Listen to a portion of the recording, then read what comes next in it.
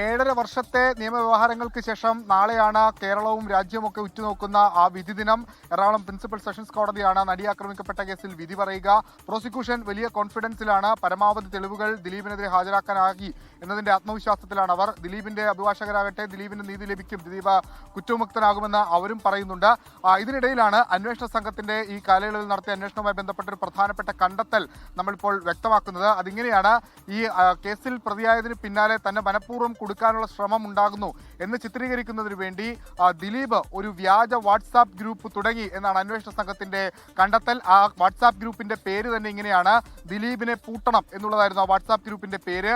അതിൽ ADGP ആയിരുന്ന B സന്ധ്യ, അതോടൊപ്പം മഞ്ജു വാര്യർ, ചില മാധ്യമ പ്രവർത്തകർ, സിനിമാ മേഖലയിൽ ദിലീപിനെതിരെ സംസാരിച്ച ആളുകൾ, അവരുടെയൊക്കെ വ്യാജ പ്രൊഫൈലുകൾ, ആ നമ്പറുകളൊക്കെ ആഡ് ചെയ്ത് പരസ്പരം ചാറ്റ് ചെയ്യുന്ന രീതിയിലുള്ള സ്ക്രീൻഷോട്ടുകളൊക്കെ എടുത്തു പ്രചരിപ്പിക്കാനുള്ള ഒരു ശ്രമം ദിലീപിന്റെ ഭാഗത്തുണ്ടായി എന്ന സ്ക്രീൻഷോട്ട് സഹിതമുള്ള തെളിവാണ് അന്വേഷണ സംഘം കോടതിയിൽ സമർപ്പിച്ചിട്ടുള്ളത്. അതൊരു പ്രധാനപ്പെട്ട, അതായത് തെളിവ് അട്ടിമറിക്കാനും കേസന്വേഷണം അട്ടിമറിക്കാനും ഒക്കെ ദിലീപ് ശ്രമിച്ചു എന്നതിനെ സബ്സ്റ്റാൻഷിയേറ്റ് ചെയ്യാൻ അന്വേഷണ സംഘം മുന്നോട്ട് വെക്കുന്ന ഒരു തെളിവാണ് ഇപ്പോൾ നമ്മൾ ഈ പറഞ്ഞിട്ടുള്ള ദിലീപിനെ പെടുത്തണം എന്നല്ലെങ്കിൽ ദിലീപിനെ പൂട്ടണം എന്നുള്ള ആ ഗ്രൂപ്പ്. അങ്ങനെ നിരവധി തെളിവുകൾ ദിലീപിനെതിരെ കണ്ടെത്താനായിട്ടുണ്ടെന്നാണ് അന്വേഷണ സംഘം പങ്കുവെക്കുന്നത്. ഈ തെളിവുകളൊക്കെ കോടതി അംഗീകരിക്കുമോ ഇല്ലയോ എന്നറിയാൻ ഈ മണിക്കൂറുകൾ മാത്രമാണ്.